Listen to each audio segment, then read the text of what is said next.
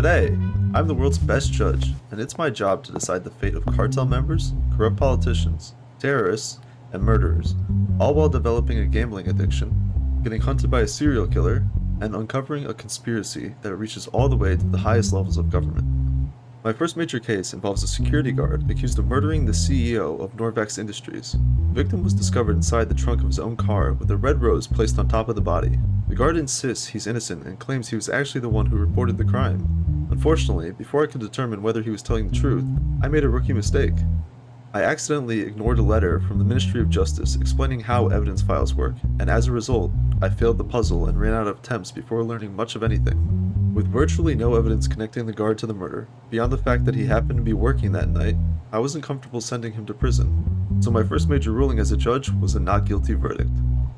After getting paid for the week, I was introduced to my family, a wife, 2 kids, and a cat. My daughter immediately asked me for $100 for school supplies, which conveniently for her was all the money I had left after paying the bills. Reluctantly, I handed it over. As the week came to an end, a breaking news report announced a sharp increase in anarchist activity throughout the country. The government responded by declaring a state of emergency. This definitely seems like it's going to be a problem for future me. A week later, another assassination case lands on my desk. This time, the victim is CEO of Glenmore Company, and the suspect is one of his closest friends and fellow executives. Unlike last time, I actually understood how the evidence system worked. Inside the evidence file, I find the victim had been strangled with a garrote. A red rose was also found at the scene, and suddenly the similarities become impossible to ignore. With almost no evidence linking the suspect to the crime, I came to a different conclusion. There was a serial killer on the loose, and this guy probably wasn't him. After another stressful week of deciding people's fate, I decided to grab a drink, which quickly turned into several. Naturally, I followed that up with a trip to the casino, where I somehow won my very first hand of blackjack, making me a professional gambler, before losing all my winnings on the Wheel of Fortune. A flawless strategy. When I got home, my son asked me for $300 to buy a new wardrobe. Considering I had just donated my paycheck to the casino, I wasn't exactly in a position to help. I turned him down, unlocking the stingy achievement, and instead bought a scratching post for my cat.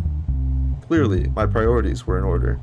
Several weeks later, members of the Caserio cartel appeared in my courtroom. Evidence showed they had been caught transporting massive quantities of drugs across the border while heavily armed. Between the narcotics, weapons, and their known ties to organized crime, this was one of the easiest cases I'd seen so far. I sentenced both defendants to 80 years in prison and fined them each $1 million. Needless to say, they weren't thrilled. That night, I was woken up by a loud pounding at my front door.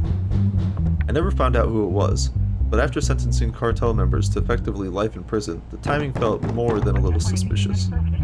Not long after, another murder case appeared.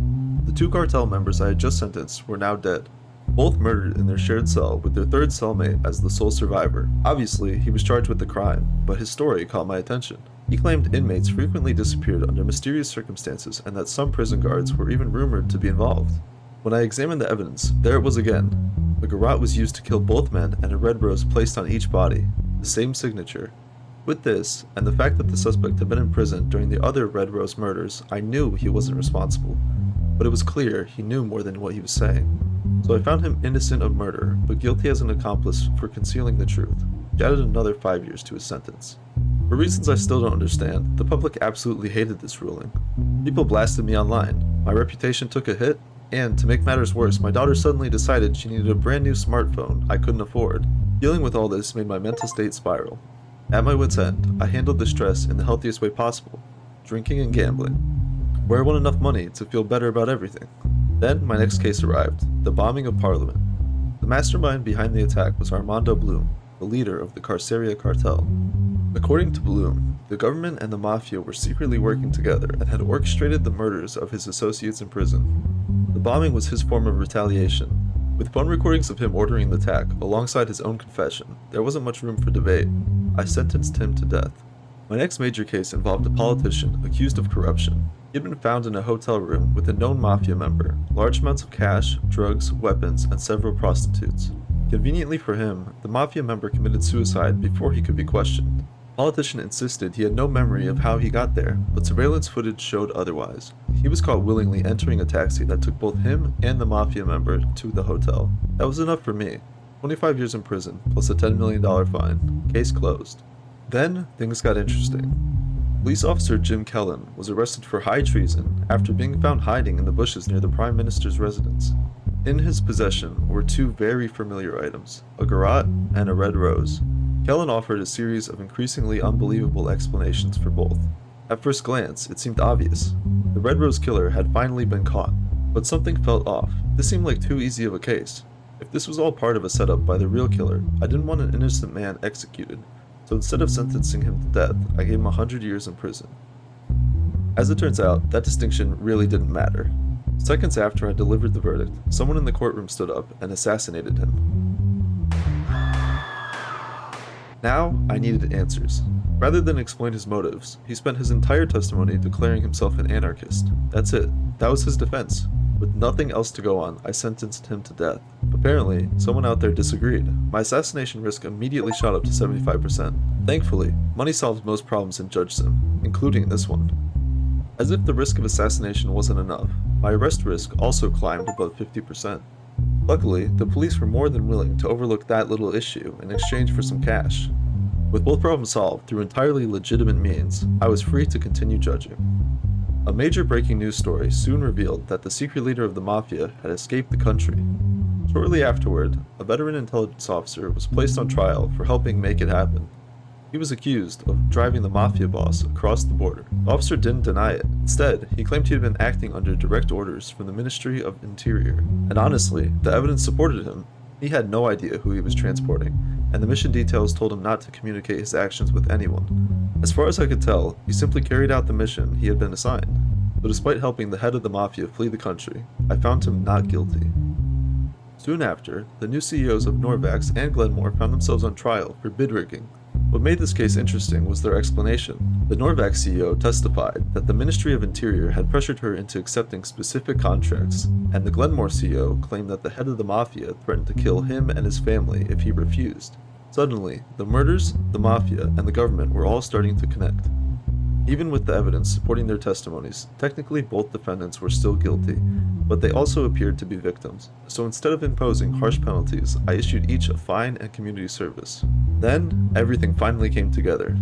Former Interior Minister Martin Redrow was arrested and charged with corruption, incitement to murder, and participation in organized crime. And unlike most defendants, he confessed to everything. Redrow admitted to leading the mafia, ordering the assassinations of the original CEOs, and using Jim Kellen in a plot to assassinate the Prime Minister. According to Redrow, he intended to seize political power, and with full support from his party, become the new Prime Minister. However, with Kellen caught, it became clear that there were those among his trusted party members who were working against him, and he blamed Armando Bloom for this. Bloom knew of his plans, so when Redrow had Bloom's associates murdered in prison, Bloom responded by bombing the parliament, which destroyed Redrow's reputation among his party members, and ultimately his ambitions. With the entire conspiracy laid out, there was only one sentence that made sense: execution. This brought me to my final case. Following Redrow's testimony, Parliament attempted to investigate his political party. The problem was that the party controlled enough votes to block the investigation entirely. To say the public wasn't happy would be an understatement. Within days, a civil society organization gathered more than 300,000 signatures and filed a lawsuit demanding the party's dissolution. After hearing arguments from both sides, I made my decision. A party that actively used its power to avoid accountability had no place governing the country, so I voted to dissolve it. This immediately triggered a civil war, ending with the anarchists seizing control of the Banana Republic. Even after all my hard work uncovering the corruption, I was executed for my role in the government. And just like that, JudgeSIM was over. I had a good time playing this game, even if my throat hurt from all the reading. The overarching story is interesting, and you do have to make legitimate deductions to solve some of the cases properly. I just wish I didn't get killed off in the end. But that's life as the nation's top judge. I also wish there was a bit more to the gameplay, instead of just the same 4 puzzles and a lot of reading. However, it is a game where you're a judge, so I'm not too sure what else could be added to enhance the experience besides some more puzzle variety. As far as the art goes, I mean, it's fine.